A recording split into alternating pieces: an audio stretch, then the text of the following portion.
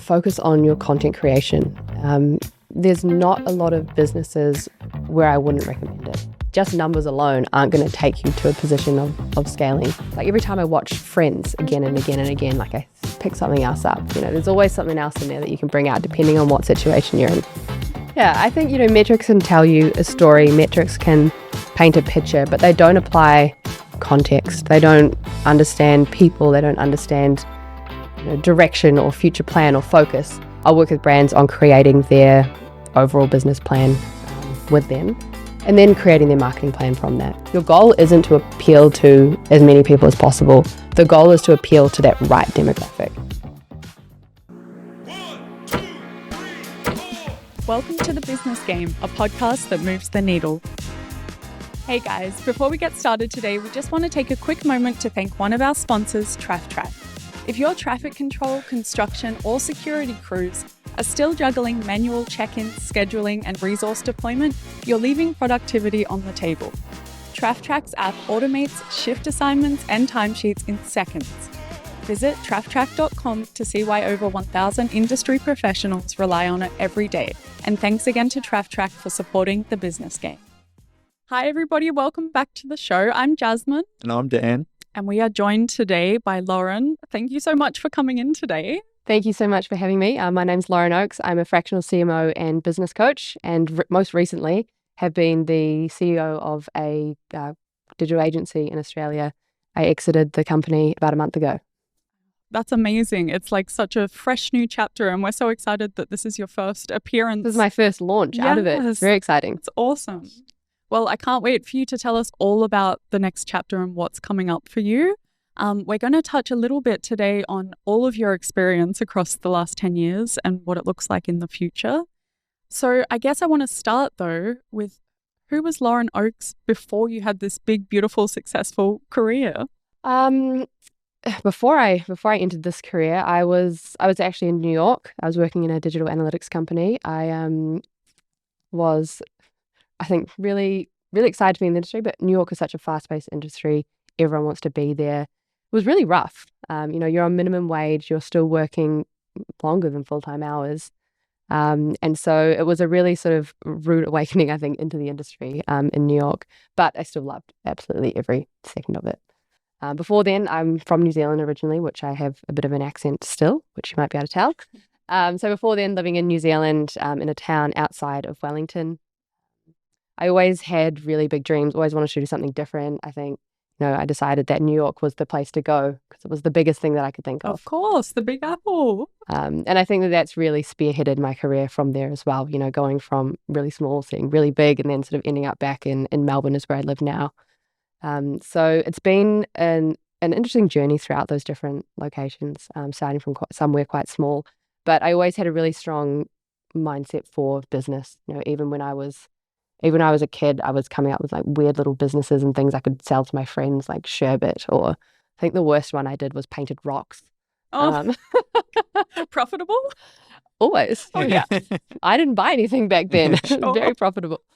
But then even through just like little businesses of selling like gift cards throughout my like teenage years to like fund different school trips I wanted to go on. So I always had a very like entrepreneurial mindset, always wanted to do something. I learned later in life I have ADHD, and so that's probably why I just always had to be doing something else. It's kind of, it's a superpower if you utilize it in the right way. Oh, 100%. I went through the whole process with ADHD and told them how I run my life, to-do list, checklist, everything, and basically were like, yeah, great, that's what we'd suggest. Awesome. Wow. How did you end up in New York from New Zealand? What was that period? I'd done an exchange previously in America, met a friend over there, and we basically just made a promise to each other that we would live in New York. So I went back, finished my degree, and we stayed true to that promise. And we ended up back in New York, no money. We booked 3 days in a hotel when we first got there. And that was 3 days for us to find a job and find an apartment to live in. Wow. Day 2, we got a job. Working at the Australian bar was the first thing I did there. And then day 3, we found an apartment. It was a cute little apartment, but we were sharing a bed, moved in the next day. And yeah, we made everything work. She actually did the night shifts at the bar. I was more day. And so she was sleeping through the day when I wasn't there. So we had a bit of a system going on. But yeah, it wasn't long until I landed the digital analytics job in New York, which was a step in the right direction for my career. That's amazing. So for university was not in New York, it was in New Zealand? Yes, Yeah. University was in New Zealand. I studied industrial design and marketing at university.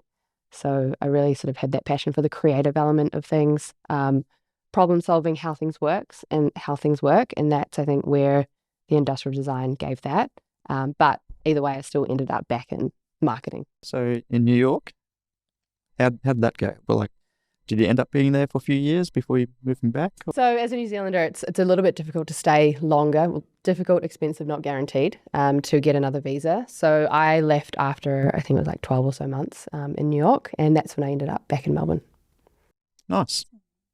So what do you think have been the biggest highlights of your career? Can you give us a little highlight run before we get into the problem solving? Absolutely. I mean, there's a lot of highlights, like a lot of awards that have won. There's being named on Deloitte's fastest growing companies was really awesome.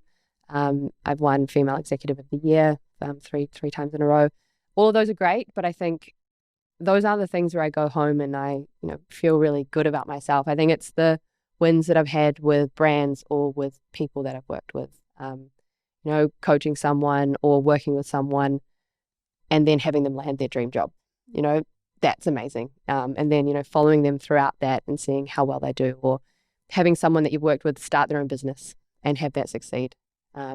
Seeing brands that have started their business in their garage and now they have a warehouse.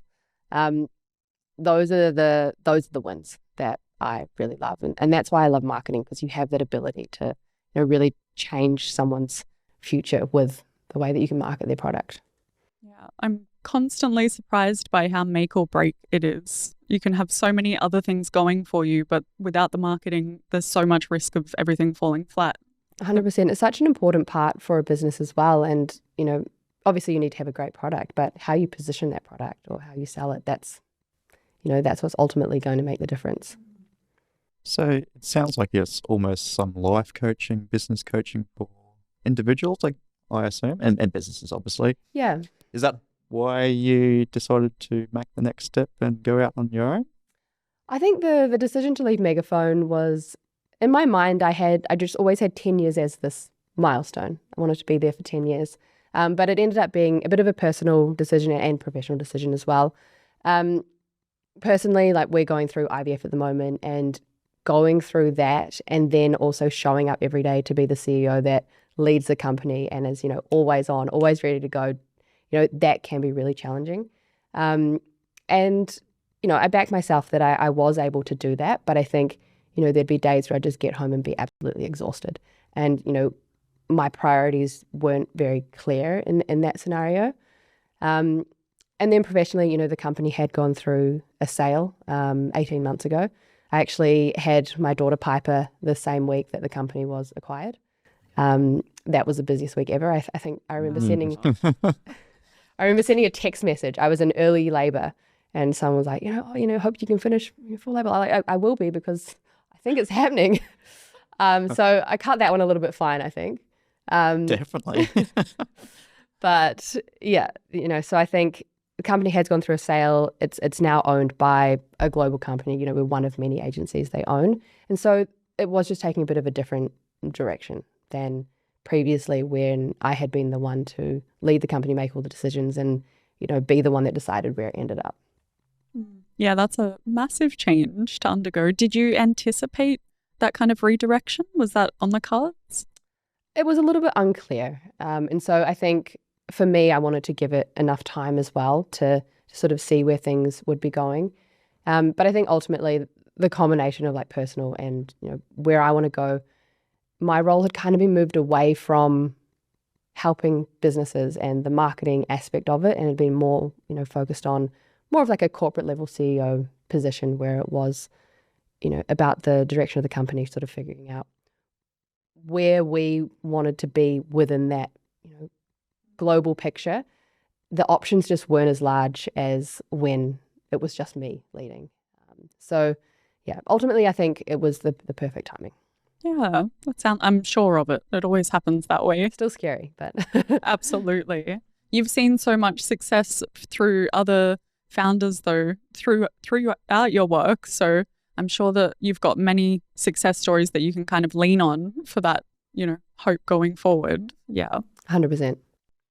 We're speaking past tense about your experience in another company, but I guess in terms of the biggest year of revenue that you've seen inside of that company, can you talk us through the strategic levers that you might have pulled to sort of get there?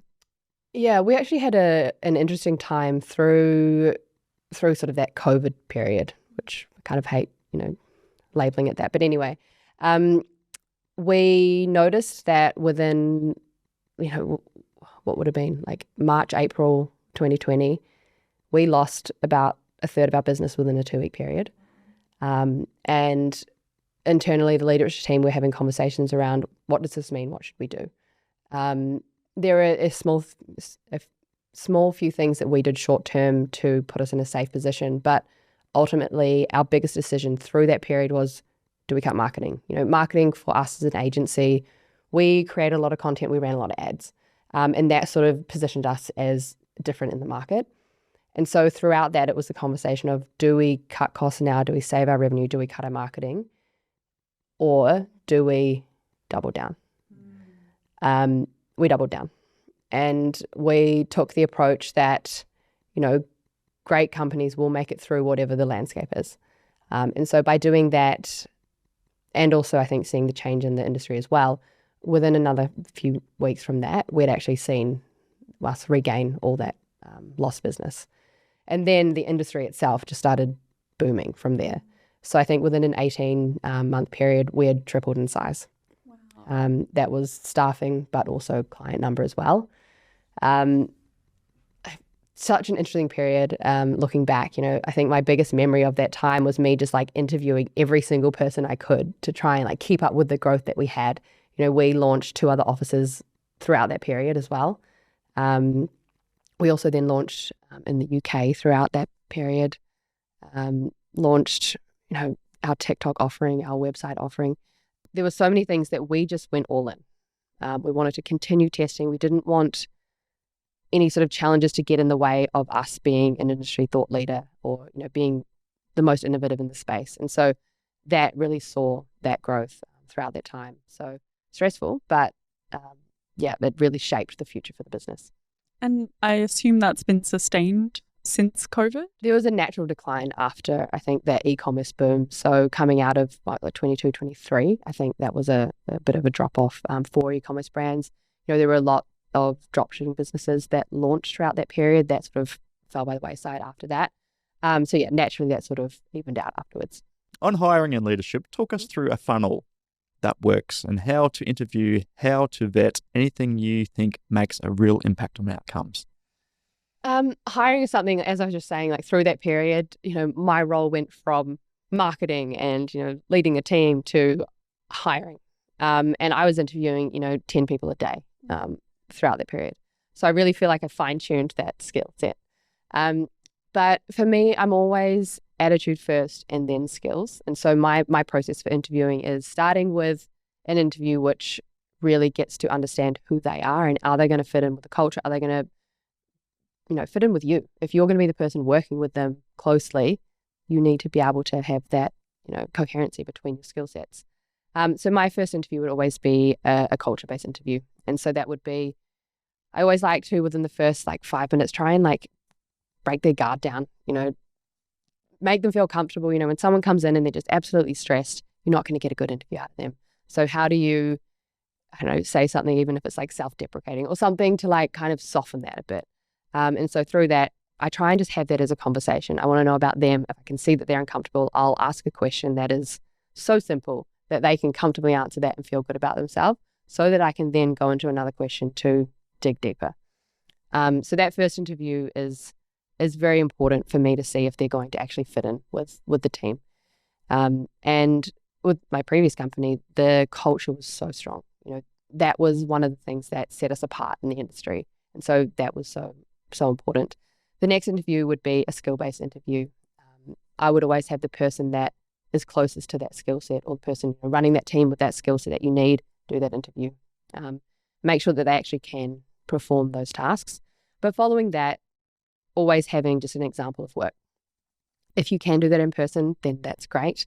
I've done various things. Some of them have been take-home exercises if they're larger, if we're hiring for, a head of department or something. Whereas if you're hiring for like a media buyer or, a marketer, you can actually get them to do something in person. You can get them to run through a current account, talk through it. You can ask questions. And that way you can actually see them performing the actual role. I think there's nothing worse than hiring someone and the first time you see them perform the role is after you've committed to them. So that would be my typical process for hiring someone. So the initial interview would be online most of the time, or in person where possible? If you can do in person. Depends on the scale of hiring. If you're hiring high volume, then that first interview, that can be virtual. Or you could even look at it as the other way. Do that first interview in person if possible, and then the skill ones can more be virtual from there. If you're not hiring a huge amount of people, try and get them in person. I think if the role is going to have an in-person element to it, speaking to people or sales or clients, then in person is so important. If they are actually going to be working remotely, then. Can you share with me or us the most horrific hire and also the best hire where they've gone? So, and maybe what the signals were in the interviewing process when you look back. Was there any red flags that you kind of skipped past and you should have picked up on? Yes. I'm just trying First to think if I can share this one. Maybe you got none. Maybe it's been perfect hiring all the way through. No, there's definitely been some challenges. I think when we hire wrong, and we do hire wrong, people can get through those interviews and still somehow not have the right skill set. I think the worst, definitely the worst that we did was we had our original sales manager who'd been there, I think about 4 years, leave to start his own business. He's doing great now, so very happy for him.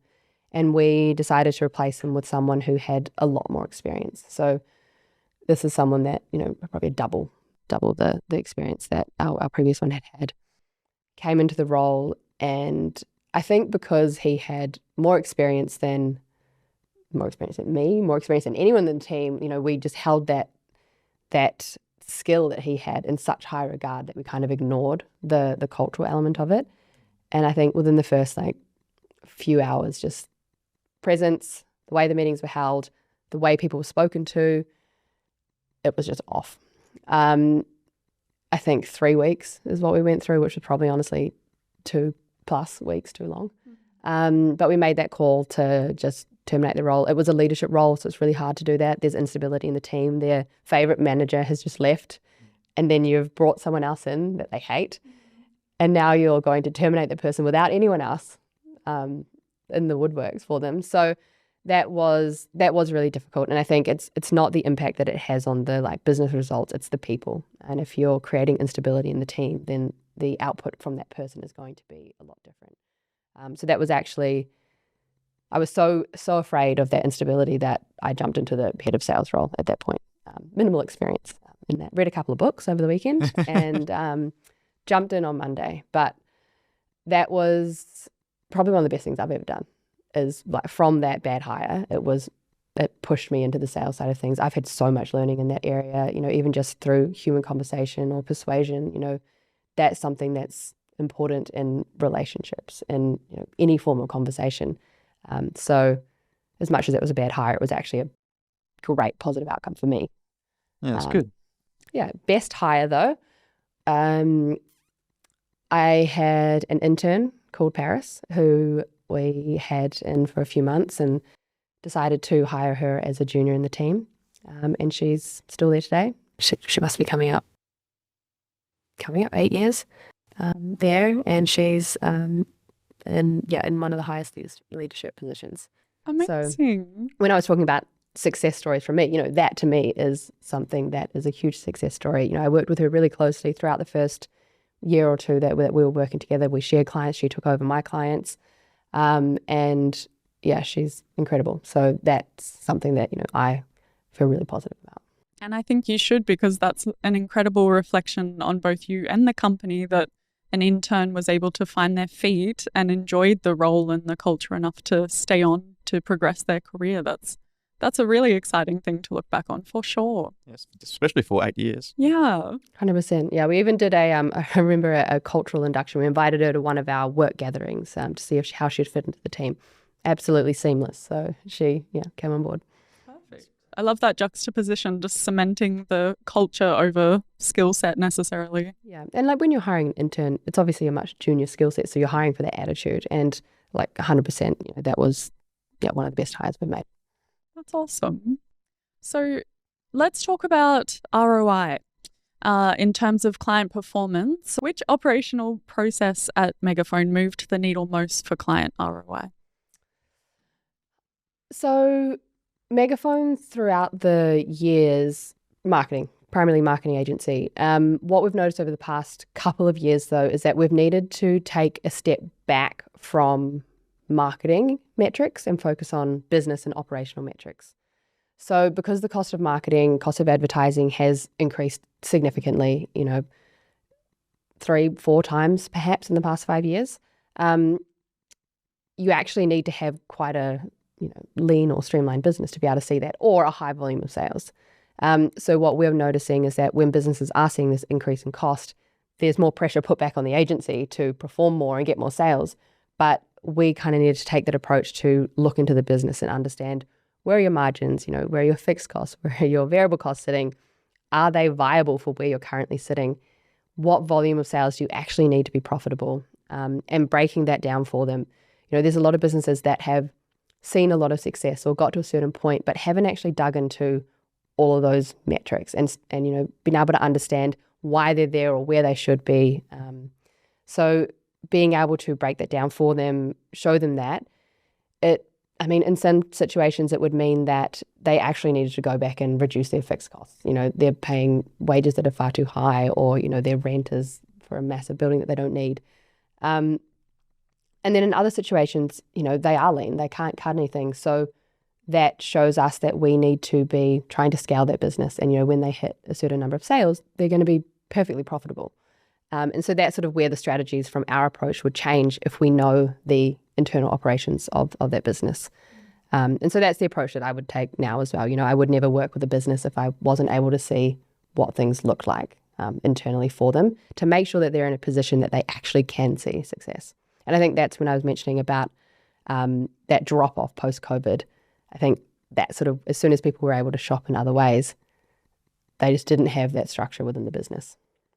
Within that, how much physical marketing still exists offline? Were you involved in any of that? Yeah, so not as much. So we'll do like digital out of home and digital placements through digital billboards, but it's more, our focus was more digital. I think that businesses need to be at a certain size before they should start investing in platforms like that. The cost for placements across billboards, or if you want to go trams or buses or whatever, it's very high. And so you need to be a business where you're confident that you're going to see that, or you're happy to invest that just as an awareness point, so that then your digital can be a bit more trackable.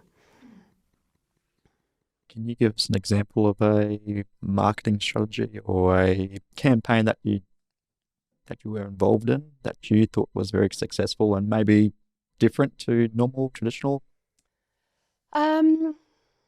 Yeah. A recent one that we worked on was the relaunch of American Apparel. So they actually did a combination of various like out-of-home strategies as well, which was really successful. So everyone knows the name American Apparel, and I think being able to bring it back to the market, because I think it was out for like 5 years or so. Don't quote me on that. But, our strategy was to relaunch this business, which had actually been, adjusted through that period, and sort of bring it back into the market, create a target demographic for that. And so a lot of what we've done through that strategy, I keep saying we, a lot of what was done throughout that strategy was to sort of reposition it in the market and re-bring it back in. And that's why we did go outside of just digital for that, because we wanted it to be sort of all-encompassing for them. But that's been really exciting to work on a relaunch strategy. I love working on launches of brands, being able to, from the get-go, create that target demographic and that demand within that market. It's very, very exciting. And that's so going in ground zero, how did you measure success for that campaign? It's challenging. And I think that's probably one of the hardest questions that agencies get is, what will I get from this? But you have industry benchmarks. You know where you should be sitting. You also know what you're inputting into marketing, and you know that, like, when you are launching from scratch, you know exactly what you're spending and where those sales are coming from. So it is easy in that sense to track that we put in X and we got out Y. When you are working with a brand that's been around for a while, if you tweak different things, it's hard to actually understand what part of that is working. Okay. Amazing. Best metric is just happy client. Yeah. I mean, ultimately everything that we track, or ultimately everything that I would track now is outside of the platforms. I would optimize campaigns within the platforms using those metrics. However, there's double reporting across things like Google and Meta. So if you can take all those metrics outside of the platform and you actually just look at the sales that you're getting every single day, understand what goes in and what comes out, and making sure that what's coming out is at a profitable rate for you, that's where I would measure success rather than within a platform. Yeah, that makes total sense. So coming from that background and now you're stepping into something new, can you share a little bit about what your future plans are with what you're doing next? Absolutely. So rather than working, on a large portfolio of brands within an agency, I'm focusing on a handful, 5 or 6 brands that I can actually be involved in digging into the numbers of the business, understanding where they sit and how we can actually scale that business in the market. So it's I guess, a fractional CMO role. So for businesses that don't need to have a chief marketing officer as part of their team, but would like to have that bigger picture direction from someone. So I'll work with brands on creating their overall business plan with them, and then creating their marketing plan from that. And so that will be what platforms they're using, what's their content strategy. Some brands that I work with are, they've already got a lot of that, and so it's just tweaking it. Other brands are on the smaller scale, and it's creating that entire plan for them. And throughout the past 10 years, I have also been doing a lot of business coaching with various businesses. I think it's more focusing on coaching the person to get the most out of them, for them to get the most out of their business, rather than just focusing on the business. A lot of mindset shift things. Yeah. 100%. I think, like, when you're in the day-to-day of your own business, you get tunnel vision. It's so hard to get out of it. I've had it. And just having someone step in from that fresh perspective and giving you a reality check if you need it, giving you some alternatives. My favorite thing is just problem solving. And so I get so much enjoyment of just working with different businesses or different founders and being able to help provide some of those solutions for them.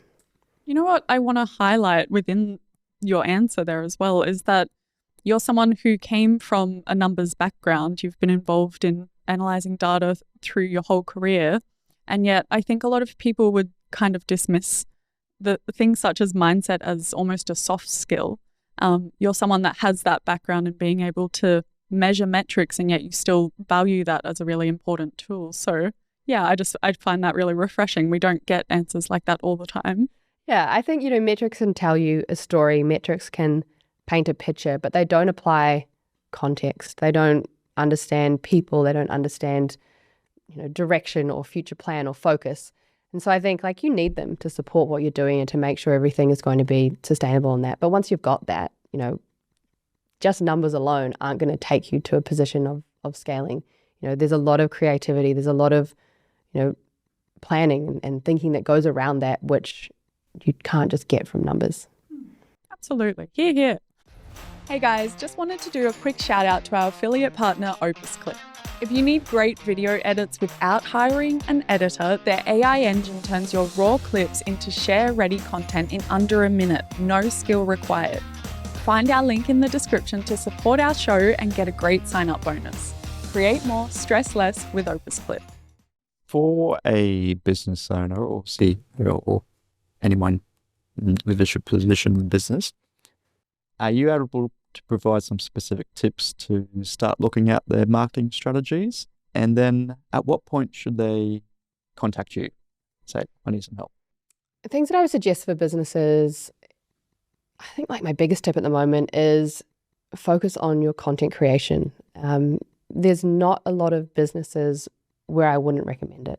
You know, whether you're an e-commerce brand, whether you're a service brand, you know, maybe other than like, I don't know, emergency plumbers or, you know, something where it's like an only on demand basis. But regular service or e-commerce businesses, having your own form of content gives you a voice, it gives you a position in the market, it gives you something to stand for. But at the moment, through Instagram, through TikTok, you can put content out there, well, through LinkedIn as well. You can put content out there and you will get exposure and reach for free. You know, I work with a brand that might spend, you know, 10 grand a month on marketing and you get, I don't know, maybe 100,000 impressions with that. You could post 10 TikToks and get that as well. You know, it's understanding that you can actually get a lot for not much input. And I think the level of content that brands can create, it's simply talking to camera. It's showing them what you're doing. It's digging into the ins and outs of your business. I think getting over that initial hurdle of filming the content is hard. And then once you're there, it's easy to start to just get a little bit more comfortable with it. You know, I went through that journey several years ago when starting to create content. But it's something where you can actually change the shape of your business without actually paying for it. And if you are investing in marketing, you should be investing in the content side of things because that's where you can start to find your new audiences there and then hone in on those through marketing spend. And I mean, when you're running ads, you need an endless supply of content. And the way that the platforms are going at the moment, you know, we have demand gen campaigns through Google, which is primarily focusing on video and images. We have, you know, Andromeda, which has been launched through Meta, which is primarily focusing on much more content designed to much broader audiences. You really need to have that constant supply of content. When I work with brands and that's the thing that you are held back on, it is really difficult. So I think that would be my biggest tip for businesses. It's hard work. It is. Creating content is really hard. I've run a few businesses now and I hate it. I always hated it. But you set yourself up in a way that, in a place that you feel comfortable. I think what I would always find hard is like finding the perfect backdrop where there's not like random toys in the background or something. But like I now have I have an area where I know that there and there is good lighting. Everything's fine. I actually bought a light off Amazon, and like these lights. And that makes it a whole lot easier because I'm not trying to like find the light or anything. That's how you know the startup's getting real. You buy the good Yeah, lighting. bought the lighting. Yeah. So I think like just set yourself up for success. I'm someone who likes to prepare for the content as well. So I would even go to the point of writing bullet points on what I would like to talk about. And if you can batch it, then that's great. You know, if you get yourself in a position that you're comfortable with and you can just get 10 done, you know, that could be 5 weeks of content right there. Depends what type of content you're filming. But anyway. I was going to say, I think we have to be so careful in this conversation because some other founders listening might hear this quantity conversation and then just think, well, AI can spit out a bunch for me. What are your thoughts on that? My thoughts on AI for content, I think there's been a huge increase on the number of posts since ChatGPT is launched. And you can tell when there's a LinkedIn post that's been written by ChatGPT. It's got really long sentences. It has like triple commas in it. We've got M dashes everywhere. We've got emojis.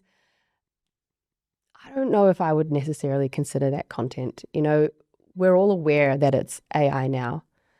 So by all means, use AI for the first 80%, but go through it, make it you, make it have an opinion, make it have, you know, something that you stand for in it. Video content, I know you can also do AI video content as well. I was targeted with an ad the other day that I knew was AI, but it was so close to not being AI. So I think that's probably an interesting talking point as well. Was it the six fingers that gave it away, or? This was actually really good. So I think because I've spent a lot of time in AI, I can see it. I don't know if a lot of people would see that.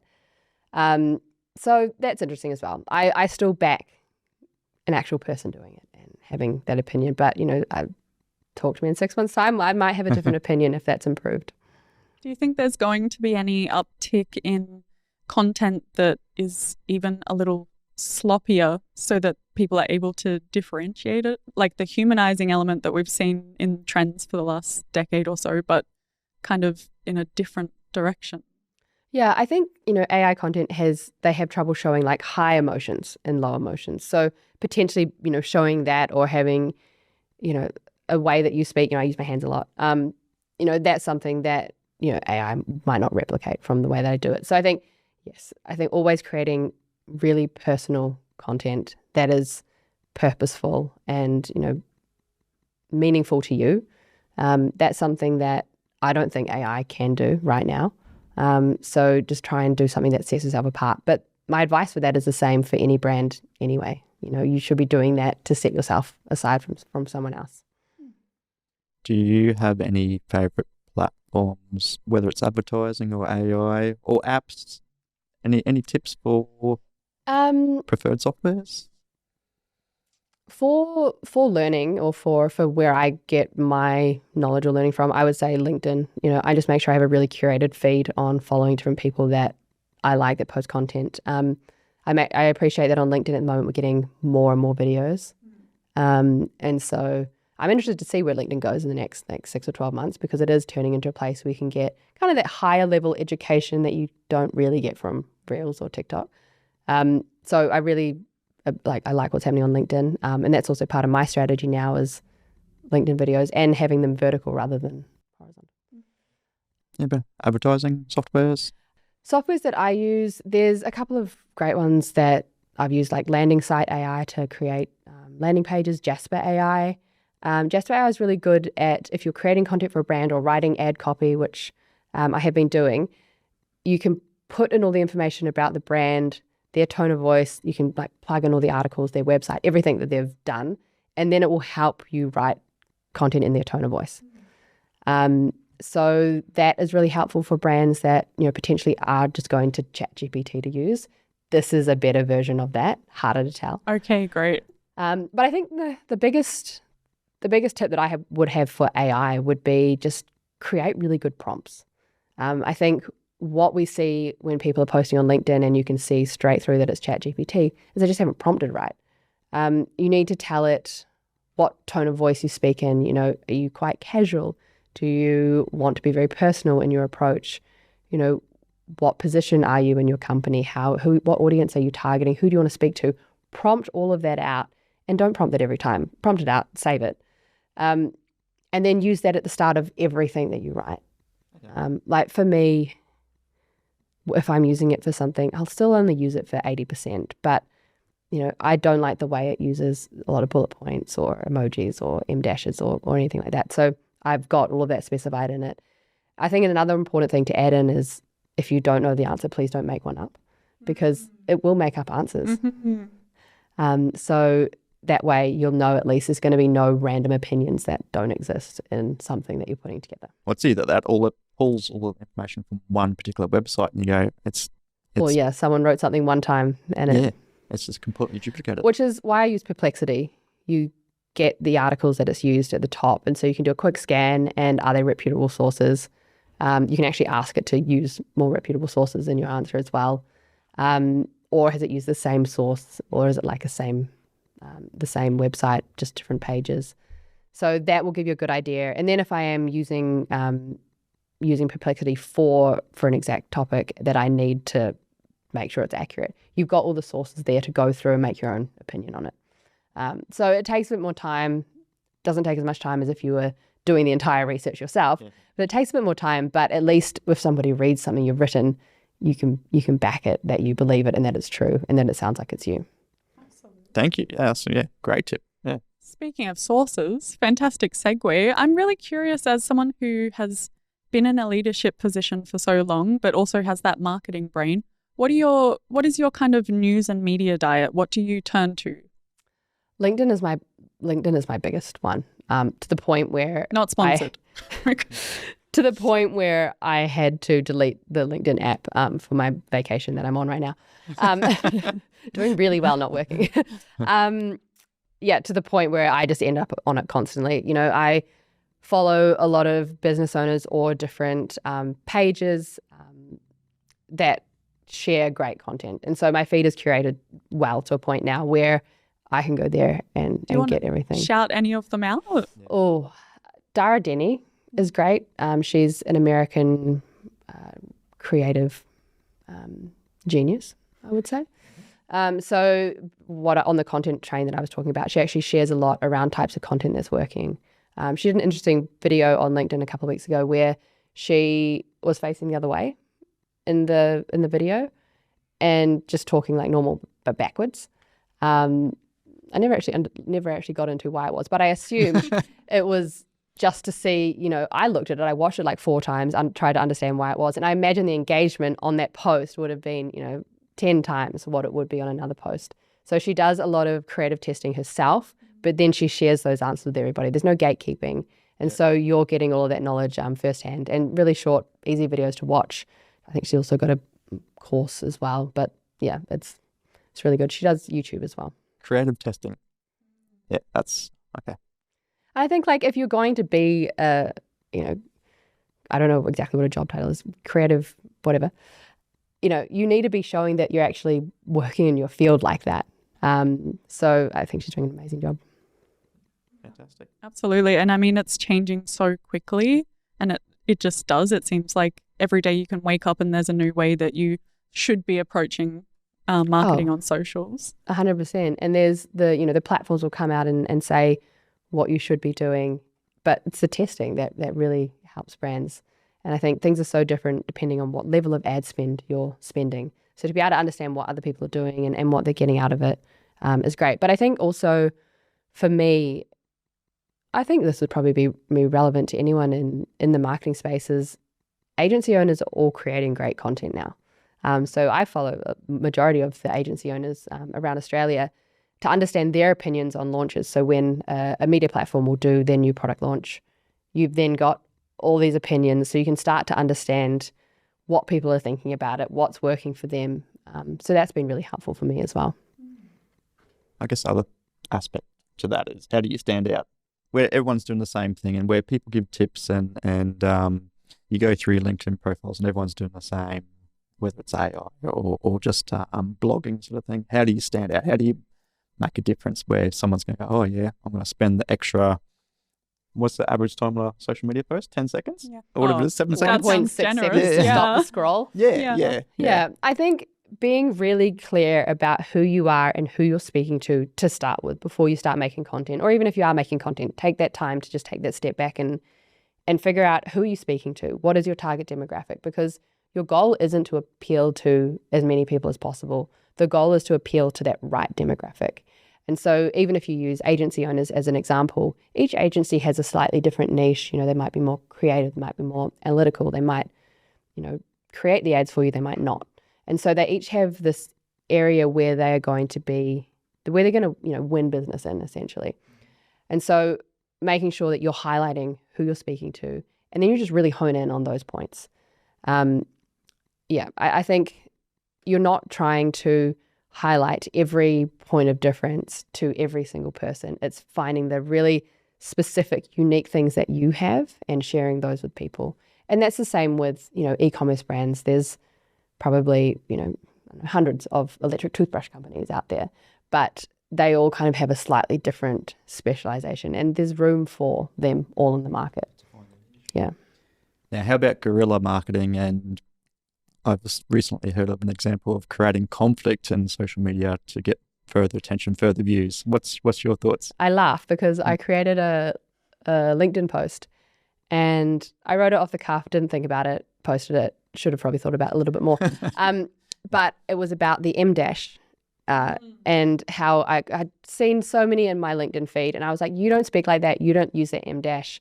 So I wrote a post, and I was like, I don't want to see this content anymore. I want I want, your actual opinion. I don't want to see this M dash. And I created massive issues within the M dash support group in the world. It actually I was went. waiting for you to say that you put an M dash into your own post. No, oh God, that would have been worse. Yeah. But yeah, I had copywriters from around the world commenting on this post about like the place of the M dash. But that's my post on LinkedIn with the most engagement. Yeah. About a stupid M dash. Oh no. So it works. And going through it all, I've actually tried to like respond to a lot of people, but I think like my lesson was like, go out of the box, say something weird, say something different, get people to read it. And I think on LinkedIn, when people are following you, when you post something, it'll pop up in their like updates or notifications, whatever it is that you've posted, and it gives them one line of that LinkedIn post. Make that interesting. If you type, here's what I learned this week, no one cares. But if you write, I don't want to see the M dash, everyone cares about that. So yeah, I 100% agree with that. Yeah, bit of controversy. Yeah. Safe controversy. I was trolled. Yeah. It's like the most timely controversy to have through. This I know. bloody M dash that just won't let up. And I called it the Chat GPT dash as well, and that really, really got people going. So what actually is an M dash? Because I It's also extra don't know. long dash. Yeah, but what is it for? It's for like combining two sentences that are like related but separate. I'll probably like Okay. You're going to done start that it incorrectly again. as well. Yeah. I don't know, maybe just pop it on the screen. There's three different types of dash for three different purposes, and this is the extra long one that ChatGPT uses. I'm going It's to kind have of like an add-on, Yeah. like this and then also this. I'm going to have to find your post and get educated. Yeah. Can I just touch on the trolling a little bit? Have you, obviously you've come across it a fair bit in your line of work. Is there something that you deal with in a positive way, or is it something that you keep on pushing to make further? I think when it was through the agency, odd comments, not a huge issue. When it's more personal, to me, it doesn't really, I don't understand why. Like, especially that post on LinkedIn, there were a lot of like hateful people. I'm like, my goodness, how has this caused such a strong negative reaction towards me as a person? So that caught me by surprise, that one. But usually, there's always going to be someone that disagrees with you. I honestly think my best approach is just to not read it, not engage with it. What are Stay away your from it. thoughts on leveraging controversy for marketing? If something does sort of turn into, like if it is as seemingly inconsequential as an M dash post and then you've made more content about that, do you think that that's safe or? 100%. I think that's a great approach to things. And I think also showing the fact that doesn't concern you. I think a good example recently has been Yotpo has gone through a lot of company changes, and that was shared all through LinkedIn. There was a lot of negativity around that, but the way that their team handled that, they all approached it positively. They were all in support of it. They were engaging and commenting on these posts that were so overtly negative about their business, but they stayed really strong. They stayed true to who they were as a company. They backed what their company had done. And so I think that was a great way for them to, it's a really unfortunate situation that they were in, ending email and SMS, I think it was. But they've actually managed to come out, I think, in a really positive light, being able to show really strong stability within the team rather than just staying quiet throughout a time like that. I was going to go back about you now and push a little bit back about yourself. So one of the questions that I wanted to ask was, what does 24 hours in the life of Lauren Oakes typically look like at the moment, right now? At the moment, my daughter wakes up at 5 a.m. So I also wake up at 5 a.m. And myself, my husband and her will do breakfast and then we'll go for a walk. I think that's the most important part of the day. I also read somewhere that the first 5 minutes of when your child wakes up and the first 5 minutes before they go to bed and when they get home from something are the most important. So always want to prioritize a really strong morning. But I think the morning walk as well sets me up for a great day. A bit of fresh air, a bit of exercise. We can talk through any problems or anything that's coming up in the day, and we enter that really fresh. From there, I mean, I'm on holiday right now, so it's been a lot more relaxing than normal. But typically, I would jump into a few hours of work if it's a day that I'm not looking after Piper. And I like to get out of the house for work, whether that's co-working or a cafe or, with a friend or working with one of my clients at their spaces. And I'll usually work pretty solidly from about 8 till 4. And from 4, then it's back to Piper time. And she's in bed by 6. And then my husband and I have the evenings to ourselves. We've timed sort of her wake. Her wake is early, but her sleep time is 6 p.m. So we always have dinner together. We can have a glass of wine. We can chat about something, read a book or watch TV, whatever it might be. We have that time to ourselves, whether that's together or doing something differently. So that would be a standard, probably quite boring day in my life. And how's that compare to 12 months ago? 12 months ago? 12 months ago, might have been on maternity leave. Well, I mean, when you're a CEO and you're crazy and busy and nonstop. So I think before Piper, things were a lot different. I would be trying to get to the office 7:30 in the morning, probably not leaving till about 6:30 p.m.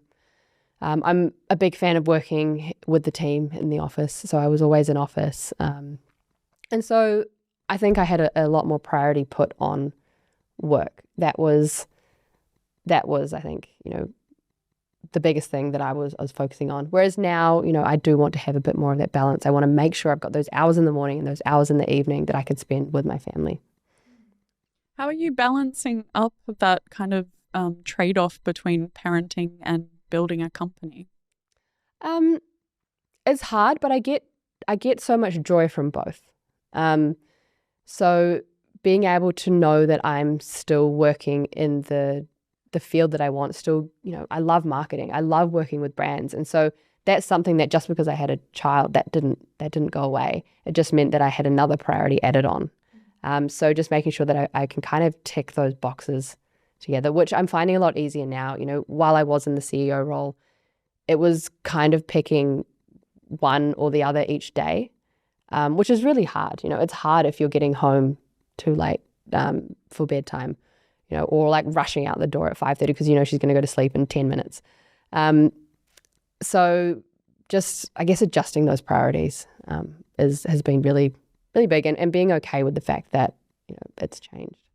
So could you walk us through what your actual offerings are that you're serving up for people? Absolutely. So a fractional CMO role, it looks different in every business. So for example, one business that I'm working with at the moment, she sells a beautiful rechargeable lighter. It's working with her across where is her business currently sitting, where does she want that to be in 12 months' time, and how is marketing going to get there? She's currently stocked in hundreds of stores, but it's the marketing side of things which I think is going to have the ability to change the game for her. So working with her on what does that business plan look like, how does marketing support that, going into things like stock levels, where are they sitting, will they support the marketing spend, digging into her profit margin on products, understanding if we're importing more, does that drop costs, how does that change things, and then applying the marketing plan. So at the moment it's creating a Black Friday plan in the runway to Black Friday. It's coming up with what type of content do we need, how much content will we need, who we're going to be working with for that content. It'll be what ads are we going to be running, what's our spend across the platforms, what is our sale each day through that sale period, how's it going to be different, how are we targeting all of the demographics within that. It'll be the email marketing plan, SMS marketing plan to go with that, and basically everything that is going to create that for her. Yeah, wow. And are you a one-man show in this endeavor? At the moment, yeah. Yeah. Plans to expand? Definitely. So at the moment, my plan is just to have that balance. And so working with, maximum of 5 brands, and then being able to have that time that I can spend with Piper. At the moment, I'm, 2 or 3 days a week, Monday to Friday, working on the business, and then the rest with Piper. And I am only a month in to my Early days. Yeah. supposed break. And my goal is to just be as slow as possible through this period, and then ramp up when I feel like the time is right. But I think after 10 years just working really solid hours, having this time where I can actually just take a bit of a breather is really important as well. Absolutely. Yeah. Now, on your website, besides CMO, you also got fractional CFO, fractional CEO, and also business coaching. I guess they all kind of a little bit merged together, but at the same time. Can you explain the differences in your offering? Definitely. So I think some businesses, when they are on a smaller scale, they kind of need that CEO, CMO, and I'm happy to combine that together. That is something where you are working more in the direction of the business with also the marketing side of things. Some businesses are larger, they're, 10, 100 million per year. And so they don't need me to tell them where they're going. It's more the direction of their marketing. Sure. And that's just specifically marketing. So removing anything about profit, stock levels, anything like that. It's just focusing on exactly what does that marketing look like. That might be higher level as well. So looking more across what channels will we use, hiring for them as well. Having the best marketing team that you can have is going to mean that you're getting the best marketing. And so that's where I can bring in my hiring expertise as well to a role like that. So when you're hiring internal staff, or are you talking about hiring agencies? Hiring, or a bit of both? A bit of both. I guess it depends what they have. With one of the businesses I'm working with, they're quite large. And so it would be, the support there is hiring the marketing team to also work with the agency. But others, it would be just internal hiring. How about working with external teams in terms of offshoring overseas? I think done well, great. I'm a big fan of just hiring the best person for the job. I think where you get into a sticky situation is hiring the cheapest person for the job. So as long as you're following, a hiring process where you're hiring on, is that person a good fit for the company? Do they have the right skill set? Are they going to be able to perform the job to the best, standard possible? I don't really care where that person comes from.